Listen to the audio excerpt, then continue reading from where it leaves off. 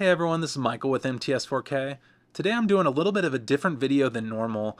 When I first ordered my Steam Deck OLED, one of the biggest things I wanted to know was, did I have to use the 1 TB that it came with, or could I move the 2 TB SSD that I bought from iFixit for my LCD Steam Deck into my Steam Deck OLED? So in this video I'm going to show exactly how you can move the SSD from one Steam Deck to another to the new OLED Steam Deck, and as well as answer the question, does it actually work in the Steam Deck OLED without any issues? Spoiler alert, it definitely does work exactly as you'd hope, and it's an incredible experience exactly like on the old Steam Deck.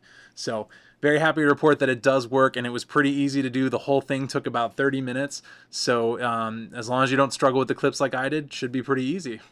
All right, let's get into it.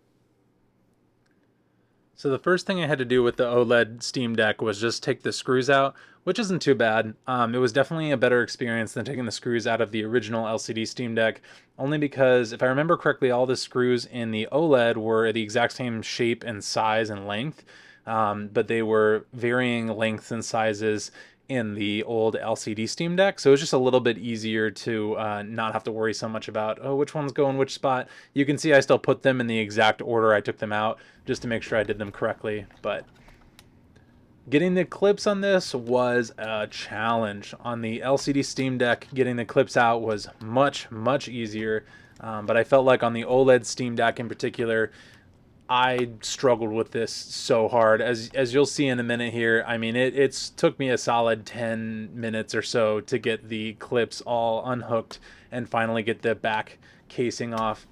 Right here, I kick in with the speed boost, and you can see I just was going at it for a while. In hindsight, I think the best way to do this is definitely just to get your opening pick into the trigger area and then start to slide it down from that right side trigger area, but I didn't do that at first and tried a couple other options that didn't really work as well for me. So, but I think just don't be too afraid to just give it a little bit of a more pull too. I was scared to pull too hard and break any of the clips or anything, but looking back, I don't think that should have been a huge concern for me. So, but eventually I got all the clips off and I got the plastic backing popped off, and everything was looking pretty good. I really like the orange grill. I think that looked really nice. And just set that off to the side and moved on to the internals. One thing I did accidentally turn the Steam Deck on. If you look at iFixit's instructions for how to open up the Steam Deck, they specifically mentioned to put the battery in battery saving mode. This is just to make sure that you can't accidentally turn on the device somehow while you're working on it. And I should have done this, but I did not do this when I first was opening up the Steam Deck. I just made sure to do it on the OLED before I actually started messing with the internals at all. But definitely make sure that you turn on battery saver so it doesn't actually turn on while you're working on it. Removing the heat shield from the Steam Deck OLED is not too difficult. There's only a couple screws really holding it in place. I would say it's about as easy as removing the LCD Steam Deck heat shield. Except on the LCD model, you have to pull back this little foil covering that's supposed to, it covers a screw, but it's also supposed to keep the heat contained behind the heat shield. Luckily, in the OLED model, they did get rid of that. You don't have to deal with that anymore. You just have a couple screws to remove. But there was one downside I noticed, which was there's a ribbon cable that runs across the heat shield, and then there's another cable that runs underneath the heat shield that is stuck to the adhesive that is holding the ribbon cable to the heat shield. So when you try to actually remove the heat shield, you can't really flip it down or out of the way until you've actually disconnected and removed that ribbon cable. As you can see here, I try to pull it up and I'm like, oh, it's putting pressure on that. I don't want to do that. So I was trying to figure out the best way to do this, and what I ended up doing was just popping up the little cover there and gently detaching this ribbon cable and pushing it out of the way, and then I pulled the heat shield out of the way long enough for me to remove the 1 TB SSD from the OLED model. At this point, there's only one screw just holding the 1 TB SSD in place on the Steam Deck OLED, so it's kind of off camera here. I wasn't able to get my camera to completely capture this part, but you just unscrew one screw and then the SSD literally just lifts up and pops right out, and that's pretty much it. Pretty easy to do to remove that part, so I was pretty happy about that. They did turn the SSD to run vertically on the Steam Deck OLED versus the LCD Steam Deck, where you'll see in a minute the SSD is running horizontal. It doesn't matter though, they're completely compatible. At this point, I have the 1TB SSD out of the Steam Deck OLED. I'm now ready to start dismantling the LCD Steam Deck and taking the backplate off so I can get to the 2TB SSD that I previously installed in it. Make sure when you're removing the screws on your old LCD Steam Deck that you arrange them exactly how they were on the back of the deck, so you can make sure they go back into the correct place, since you'll notice some of the screws are different lengths and different sizes. You do not want to put them in the wrong hole and punch a hole through something important. So just be really careful, keep your screws organized, and know exactly which port on the Steam Deck that they go to. So you can see I did that here. And then the clip removal process on the Steam Deck LCD was much easier as well. You can see here, you just start from that right side in the trigger area, just like I talked about.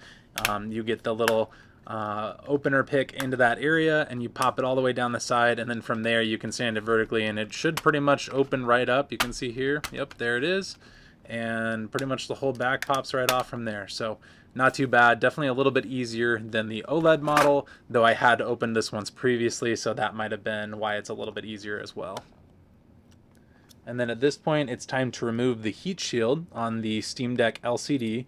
There's only 3 screws holding it in place, one along the top left, one along the bottom left, and then there is a secret hidden screw that's hidden beneath that aluminum foil in the middle of the heat shield near the top. So you want to make sure to grab some kind of tweezers or something. I use the iFixit tweezers for mine, and you just kind of gently pull back that foil from the heat shield without tearing or ripping it, because you will want to use it later to cover up that hole again on the heat shield and make sure that the heat shield's doing what it's supposed to. So just be very careful. You can see here I even forgot to do that at one point, and then I was like, oh yeah, I have to do that part. So just make sure you peel that aluminum foil back to keep the heat shield integrity intact, and remove that hidden screw, and then the heat shield pops right off from there.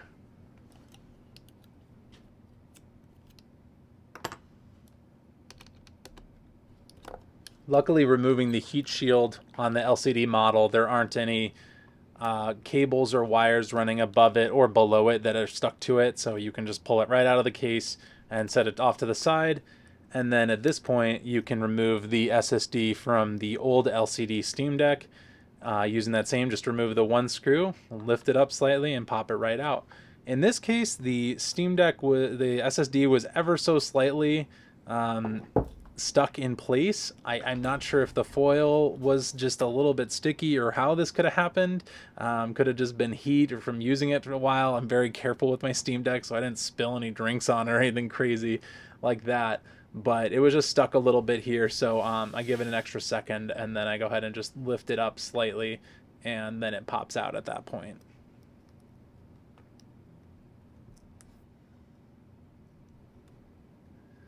I will say at this point what I did was, there's a little heat shield cover that goes over the SSD, and I went ahead, and it's slightly off camera, but you can kind of see I removed the heat shield that was on the LCD Steam Deck SSD, and I replaced it with the one that came with the OLED SSD. I'm not sure if this actually matters or not, but I just wanted to keep everything consistent, so it made sense to me to swap that heat shield out for whatever the new one was in case they were different.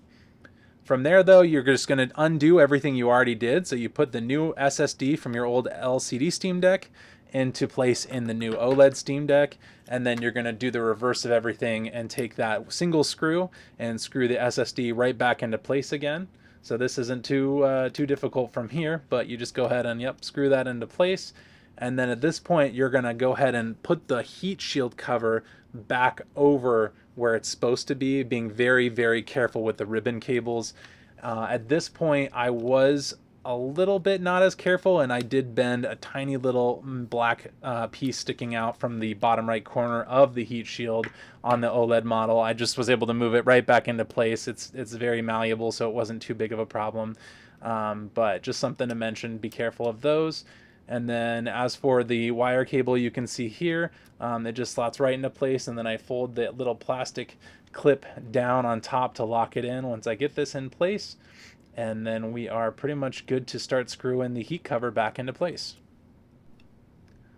Overall, I'm incredibly happy with the reliability and replaceability of the Steam Deck. The fact that you can buy an SSD from a totally different company, install it in a Steam Deck, and then a year later take that SSD and move it from one Steam Deck to a completely different Steam Deck, and just have it be an exact copy of your old Steam Deck, but with all the new Steam Deck hardware, that's incredible. And that's seriously awesome. Like, one of the best things, I think that's why Valve is the #1 in the handheld gaming, market right now, even over Lenovo and the Asus ROG Ally, all those, is just the reliability and the functional value that you get with the Steam Deck. So very, very happy with that.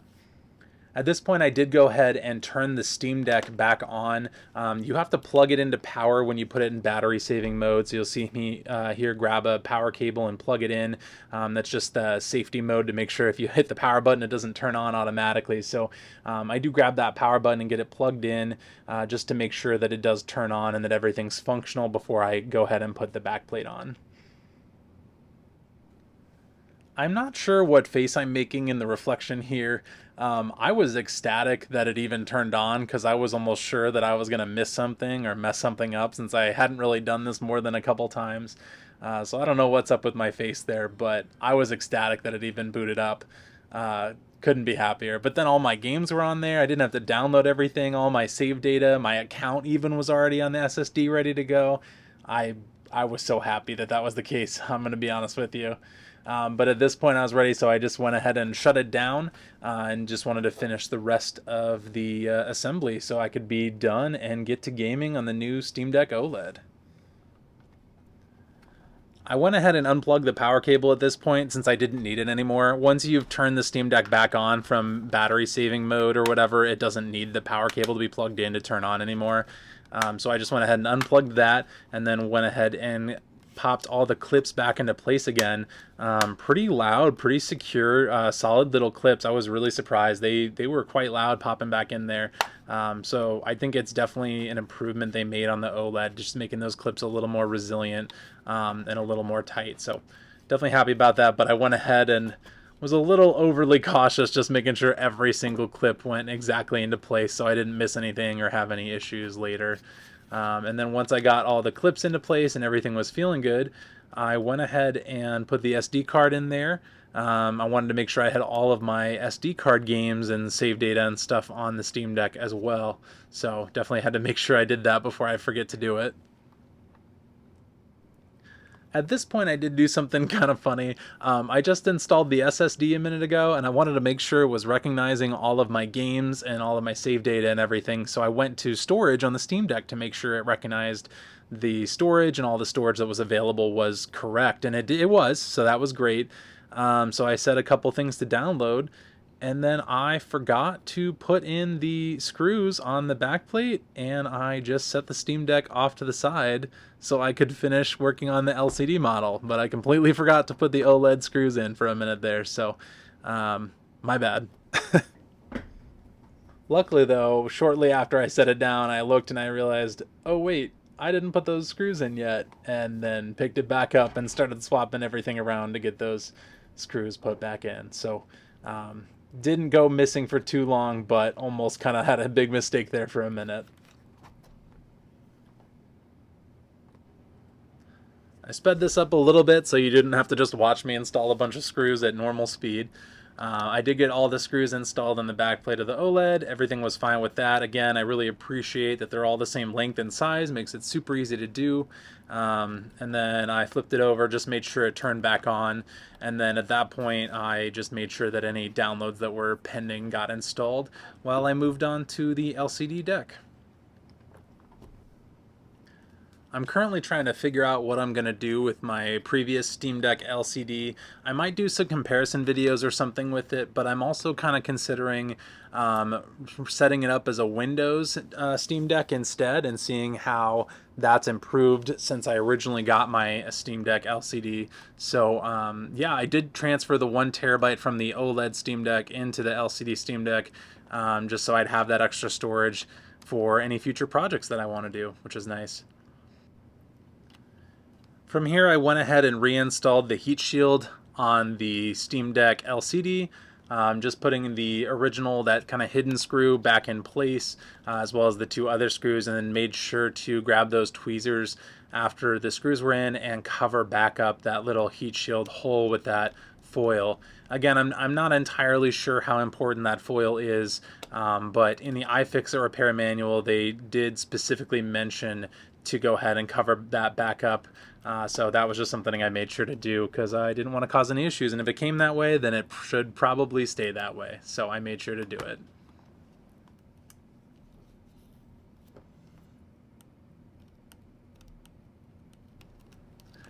At this point, I figured I should probably turn on the LCD Steam Deck 2 just to make sure it was actually functioning correctly and that I didn't mess up anything while I was inside. So I did go ahead and turn it on, and luckily everything turned out great and it booted up normally, and I was very happy about that.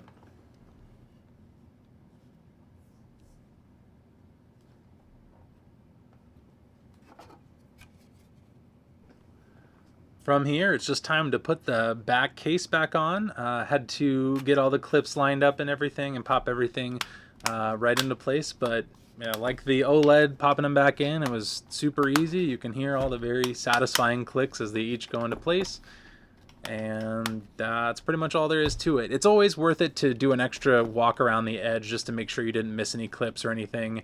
You don't want any surprises coming back at you later. So yeah, just make sure, even if you think you got them all, just go around the outer edge one more time, because you're always, it seems like you always miss one clip. So always important to just try to make sure you get them all.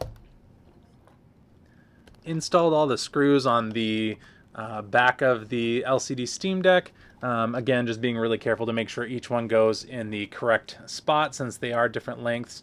And then I also double checked a couple of them because the screwdriver didn't perfectly fit in some of the holes. So that was kind of important just to make sure they get double checked and were installed and tightened correctly.